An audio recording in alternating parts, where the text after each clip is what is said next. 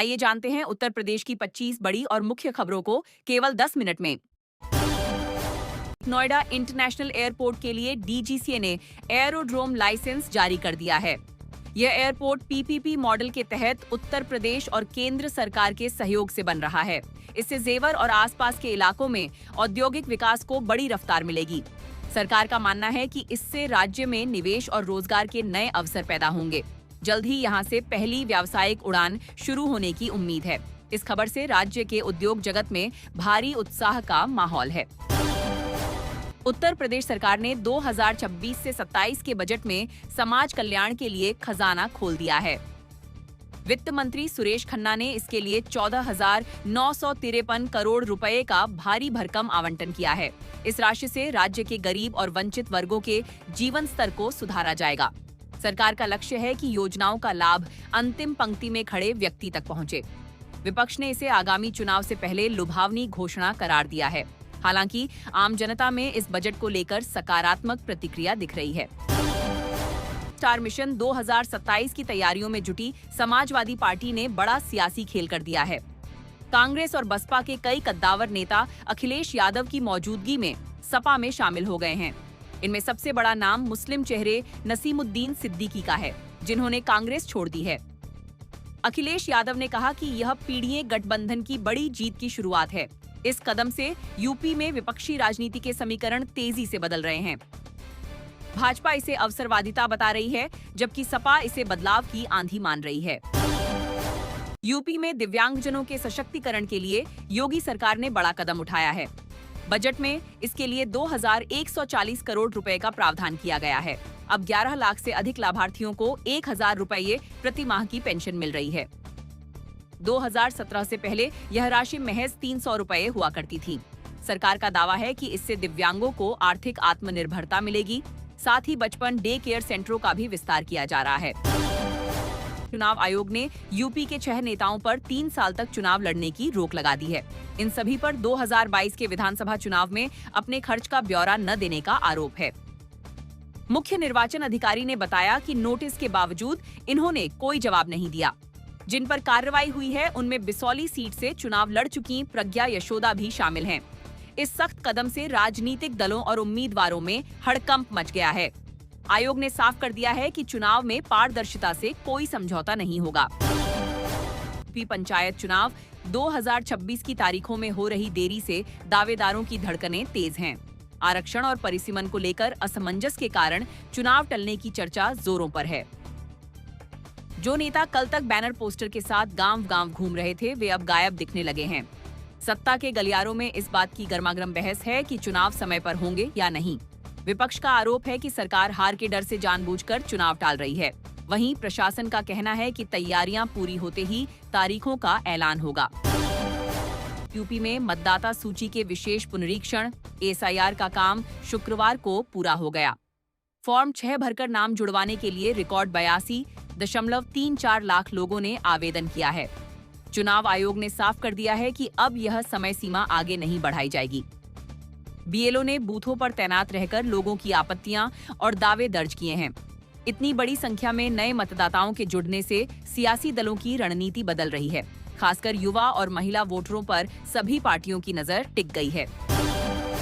UP सरकार ने OBC और सामान्य वर्ग के छात्रों के लिए छात्रवृत्ति का पिटारा खोला है। प्री मैट्रिक और पोस्ट मैट्रिक योजनाओं के तहत कुल 1,927 करोड़ रुपए जारी किए गए हैं। इसमें 977 करोड़ SC/ST और 950 करोड़ रुपए सामान्य वर्ग के लिए रखे गए हैं। सरकार का उद्देश्य है कि आर्थिक तंगी के कारण किसी भी मेधावी की पढ़ाई न रुके। छात्रों के खाते में यह राशि सीधे डीबीटी के माध्यम से ट्रांसफर की जा रही है। इस योजना से लाखों गरीब छात्रों का भविष्य संवरने की उम्मीद है। आज 8 मार्च को महिला दिवस के मौके पर यूपी सरकार बड़ी सौगात देने की तैयारी में है। महिला सरकारी योजनाओं के तहत कई नई घोषणाओं का ब्लूप्रिंट तैयार हो चुका है। ओबीसी परिवारों की बेटियों की शादी के लिए 210 करोड़ रुपए का अनुदान रखा गया है।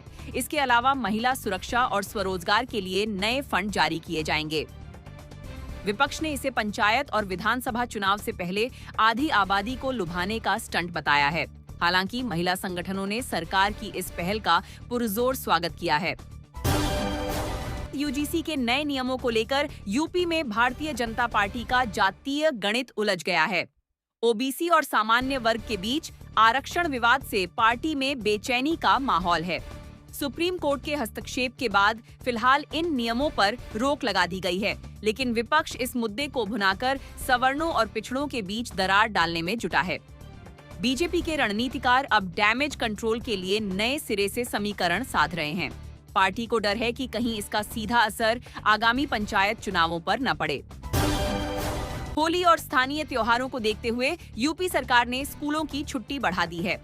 अब प्रदेश के सभी सरकारी और प्राइवेट स्कूल 6 मार्च तक पूरी तरह बंद रखे गए।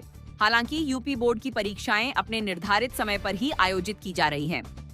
प्रशासन ने स्पष्ट किया है कि परीक्षा ड्यूटी वाले शिक्षकों को इस छुट्टी का लाभ नहीं मिलेगा। इस लंबी छुट्टी से छात्रों और अभिभावकों ने बड़ी राहत महसूस की है। सरकार का यह कदम बढ़ती भीड़ और सुरक्षा को ध्यान में रखकर उठाया गया है। समाजवादी पार्टी के कुनबे में बहुजन समाज पार्टी के कई पुराने चेहरे शामिल हो गए हैं।